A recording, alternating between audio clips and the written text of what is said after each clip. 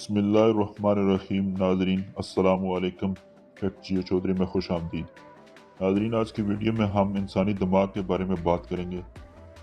ناظرین ویڈیو کی تفصیل میں جانے سے پہلے آپ سے گزارش ہے ہمارے چینل کو سبسکرائب کر لیں اور بیل آئیکن کو دبا دیں تاکہ ہر آنے والی ویڈیو آپ تک پہنچ سکے۔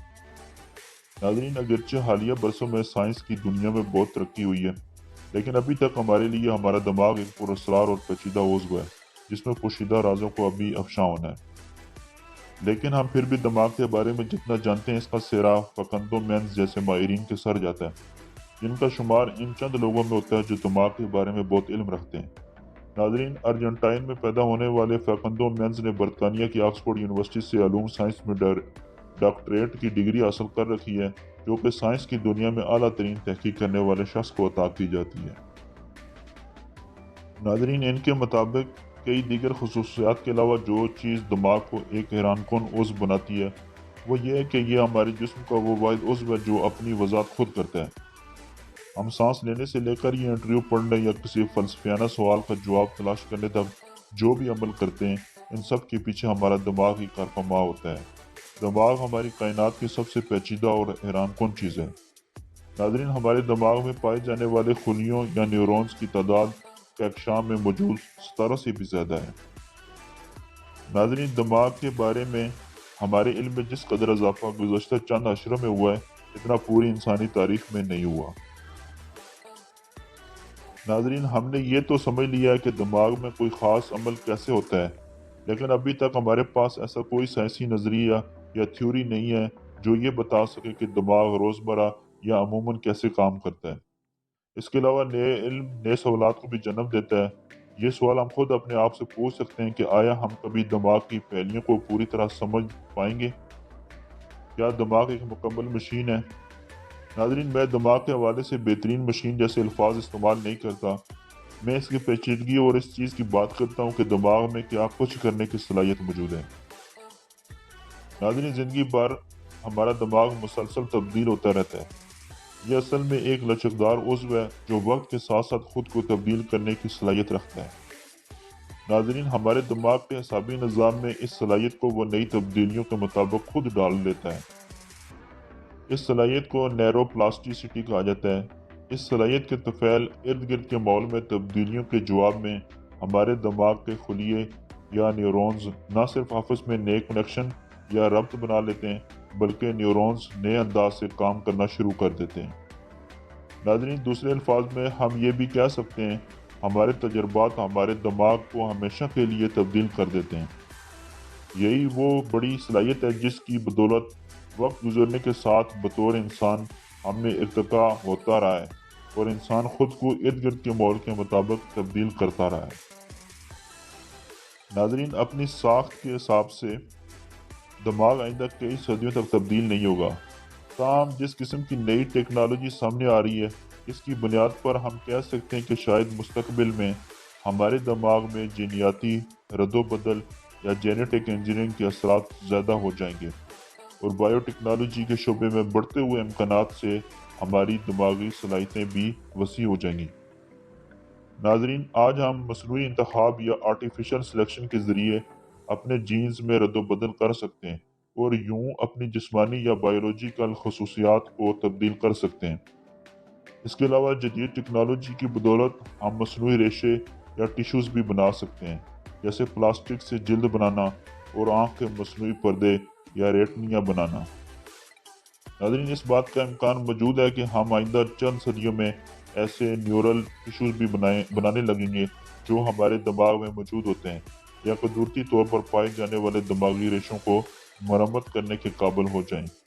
اس سے ڈیمنشیا اور اس جیسے دیگر دماغی امراض کا علاج دریافت کرنے میں بہت مدد مل سکتی ہے۔ ناظرین کچھ لوگوں کا خیال ہے کہ جدید ٹیکنالوجی کے بڑھتے ہوئے استعمال کے بعد ہم اپنا دماغ استعمال کرنا چھوڑ دیں گے۔ کیا ایسے ہو سکتا ہے؟ نہیں، بالکل نہیں۔ کوئی بھی مشین ہمارے دماغ کی جگہ نہیں لے سکتی۔ ناظرین ہمارا دماغ ڈیٹا پروسیسر سے بڑی چیز ہے۔ آپ تصور کریں کہ ہمارا سوشل برین یا معاشرتی دماغ کتنی صلاحیت رکھتا ہے۔ مثلاً یہ دیکھیں کہ ہمارا دماغ یہ کیسے سمجھ جاتا ہے کہ دوسرے انسان کے دماغ میں کیا چل رہا ہے۔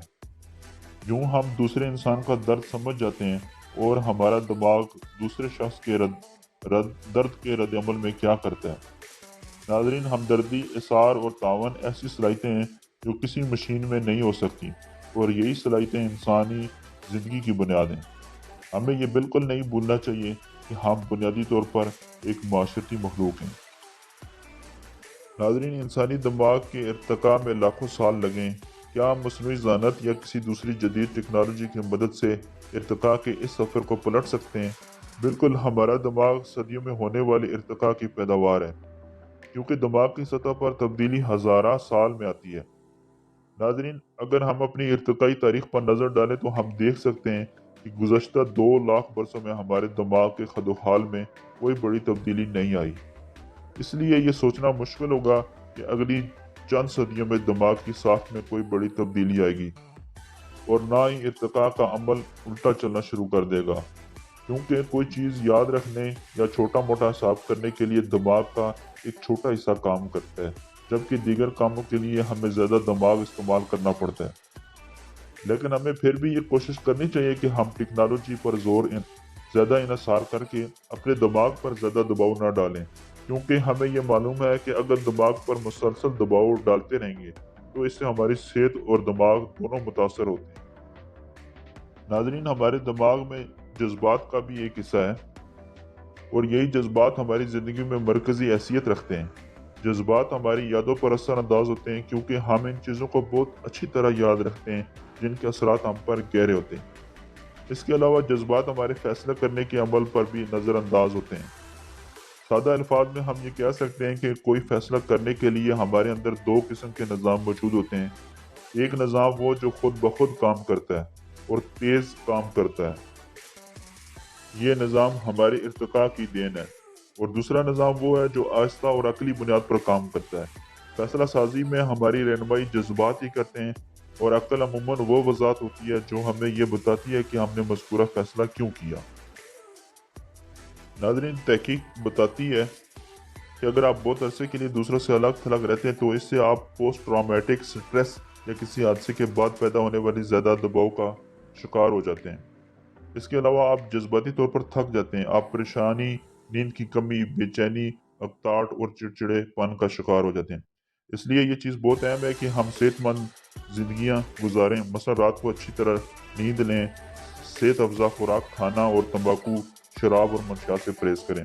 جہاں تک ممکن ہو ہمیں ایک معمول پر عمل کرنا چاہیے، وقت پر سوئیں، جاگیں، کام کریں، پڑھائی کریں اور ورزش بھی۔ اس کے علاوہ یہ بھی ضروری ہے کہ ہم اپنے معاشرتی رشتوں کو مضبوط بنائیں، کیونکہ یہی وہ رشتے ہیں جو ہمیں ایک معمول کا احساس دلاتے ہیں اور ہمیں دوسروں کو یہ بتانے میں مدد کرتے ہیں کہ ہم کیسا محسوس کریں۔